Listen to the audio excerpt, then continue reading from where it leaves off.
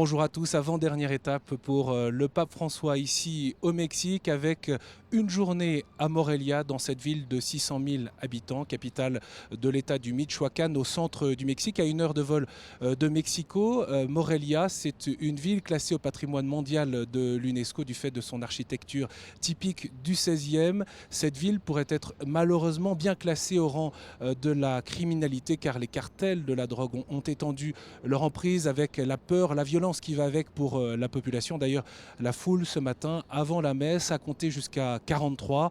43, c'est le nombre d'étudiants disparus au Mexique en 2014 et dont les circonstances de la disparition et de la mort n'ont toujours pas été éclaircies.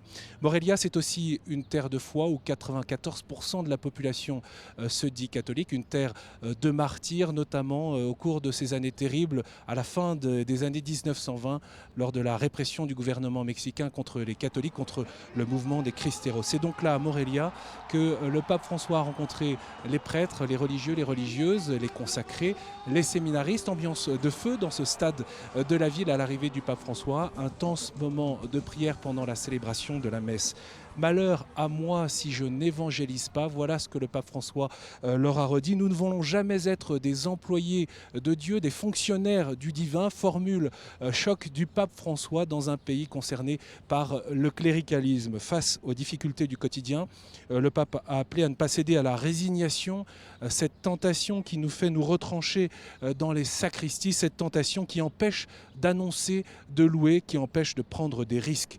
Comme remède, le pape François a proposé bien sûr la prière, mais aussi la mémoire pour regarder l'étoffe dont nous sommes faits. Il a cité la figure du premier évêque du Michoacán, Monseigneur Vasco Vázquez de Quiroga au XVIe siècle, cet espagnol surnommé Tata Vasco, c'est-à-dire Papa Vasco en indien, du fait de son amour et de son travail, de son engagement en faveur de ces Indiens qui étaient à l'époque vendus, harcelés et exclus.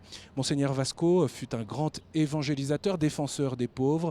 Le pape François a tenu à célébrer la messe ce matin avec son calice, également avec sa crosse. On finit avec un proverbe en 4 phrases. Dis-moi comment tu pries et je te dirai qui tu es. Dis-moi qui tu es et je te dirai comment tu pries. Car en me montrant comment tu pries, je pourrais découvrir le Dieu que tu vis. Et en me montrant comment tu vis, je pourrais croire au Dieu que tu pries. De ce proverbe que le pape François a rappelé au début de son homélie, on peut en retenir cette dernière phrase. En me montrant comment tu vis, je pourrais croire au Dieu que tu pries.